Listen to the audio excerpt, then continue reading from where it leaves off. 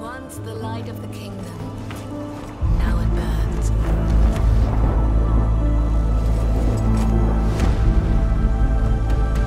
And number 1. Guys, I said it before, but I'll say it again in case you missed it. If you're in need of some good old action slasher like Devil May Cry games, Soulstorm right over here might be exactly what you're looking for if you haven't had hands on it yet. It's pretty much that, albeit from modest games instead of Capcom, so regardless of the effort over here, it's just not as good at what Capcom once every while comes up with. The game is pretty large in scale though, pretty fun to play of course, with only one downside: it's got just about the worst camera system out there right now, but that is it.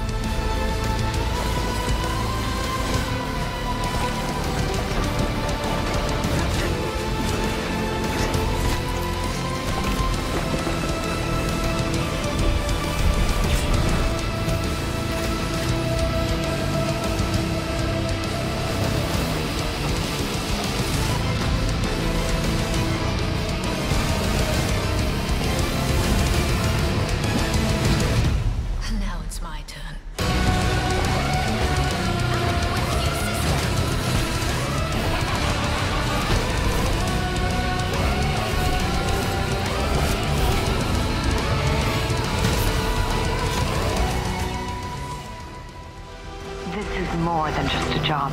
Coming up behind that, we've got over here Hard Space Shipbreaker from all the way back May this year. This is a space sim, science fiction, physics-based single player, and probably one of the best sim games since the beginning of the year. Game's got just a nice little blend of story-based, puzzle-solving, objective-based actions, and completely different from anything you've probably had hands on, period. Game's original as hell, and replay value here is on the roof with this one. Every choice matters, and when living memories of your past return as foul spirit. At number 3, we've got over here Blacktail, A Witch's Fate. This is a first-person action adventure mainly revolving around the idea of witchcraft and the legends of a Slavic folklore named as the Baba Yaga, some demon you might have heard about earlier. Here's how it works. Blacktail, though, centers on the adventures of about 2 sisters who were accused of witchcraft in the early medieval times. The game is backed by a combination of some solid gameplay and some really good storytelling narration. Check it out.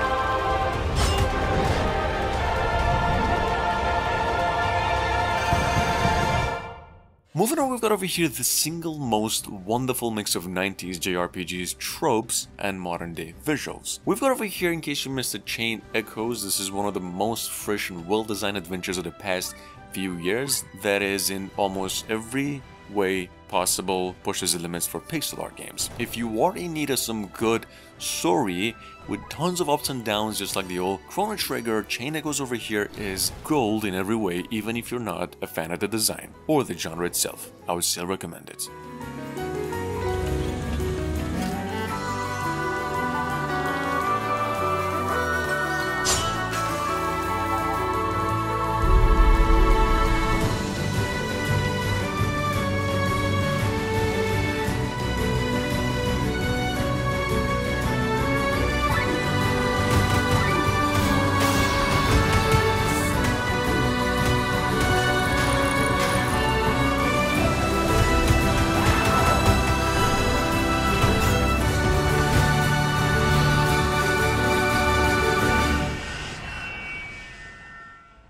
Something big on that island. Real big. Coming up behind that at number 5, we've got Choochoo Charles. Now, this is something I don't know whether to recommend or not, but truth be told, this game is one of the most talked about titles of the year, so we had to give it a praise. Here's the thing, if you're more about memes and silliness, a little bit of horror and some short life excitements, in Choochoo Charles you're gonna get plenty of that. Otherwise, this game is repetitive, short, quality wise it's right on the edge of being good or bad, and it only delivers enough to make it bearable, in my opinion though. The game is cheap, pretty fun for a few hours, so you might want to give it a shot. Moving on. Good morning, Aria Adams. My name is Astra. I am a puzzle exercise assistant, or P for short.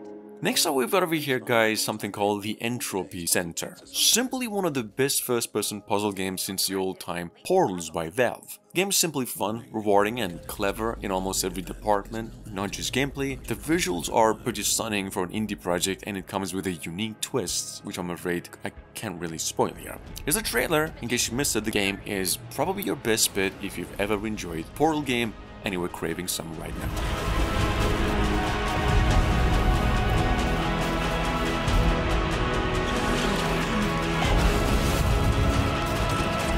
Executing Rewind of Earth. 5, 4, 3, 2. This is going to work. Trust me. Kate! You gotta go find that girl, alright?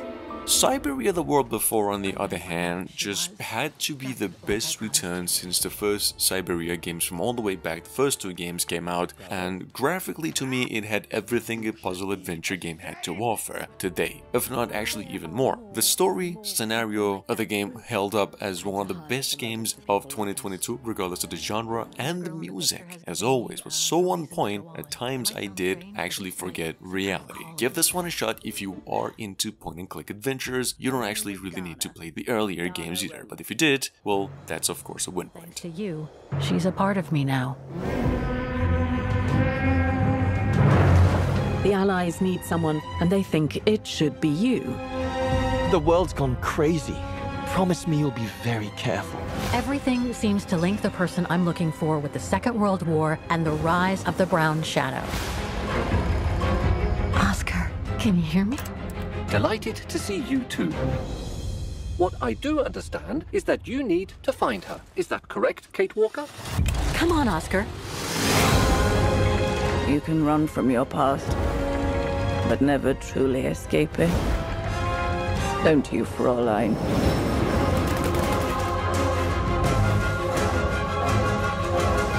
All you do is keep chasing castles in the sky. Do you think I'm not mad at myself? It's like they were someone else's memories.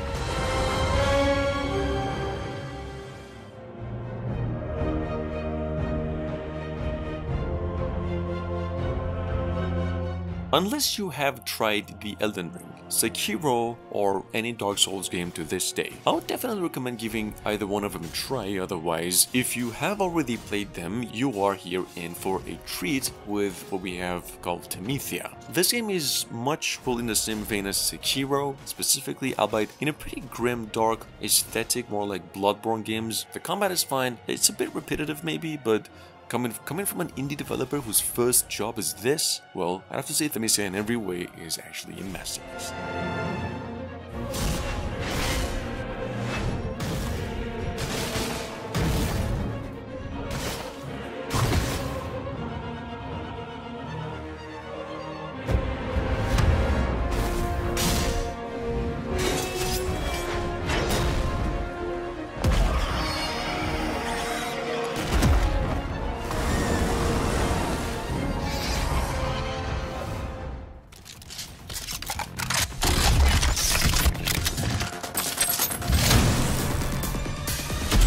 If you're like me and you do appreciate a good ritual first-person shooter like games such as Heretic, Hexen, and of course Doom games, I like bit modern optimizations more like the Heretic, well, Proteus is definitely the one for you. It's an excellent game with some pure carnage gameplay and a high replay value as well. Proteus, besides what the eyes can see here, been in early access for a long time, so it is literally now fine-tuned to perfection.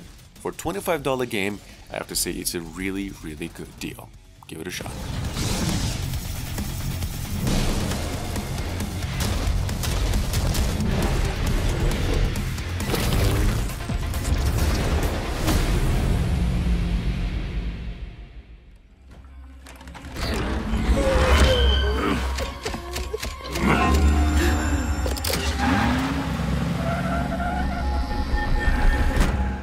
One of the buggiest games of the year, perhaps if there was actually an award for that. We've got over here Hello Neighbor 2, a pretty inventive follow-up to the original game touted as a stealth horror puzzler, and the kind of game that actually only delivers in the puzzle department in addition to some truly amazing visuals. If you are wondering whether if you should pick Hello Neighbor 2 without any hesitation, the answer is maybe yes, specifically if you're a fan, but one thing you might want to consider is that the game takes you down for almost $50 US, which for me is personally no.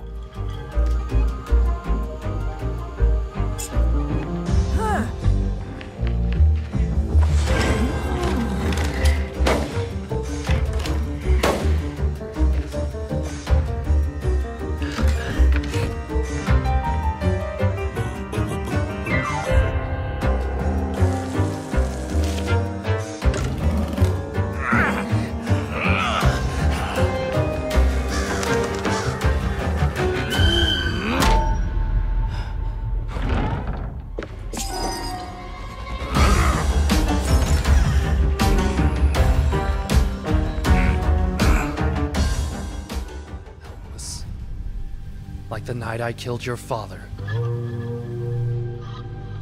You want revenge? Show me.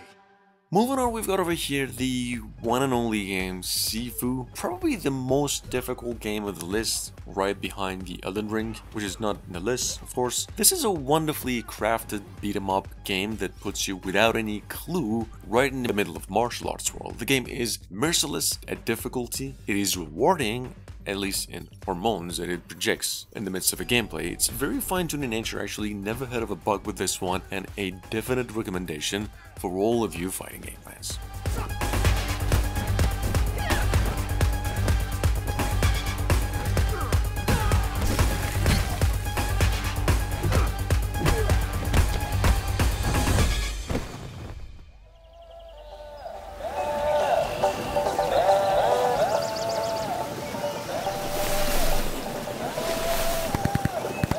Probably the easiest recommendation it lists if you're into comedy, just silly sense of humor in your games. Goat Simulator is definitely an evolution in gameplay, elements, and of course the bizarre nature of the first couple of games. It's got everything you'd expect from the series if you've ever played one. The game has a multiplayer now, which just makes it at least a few times more fun.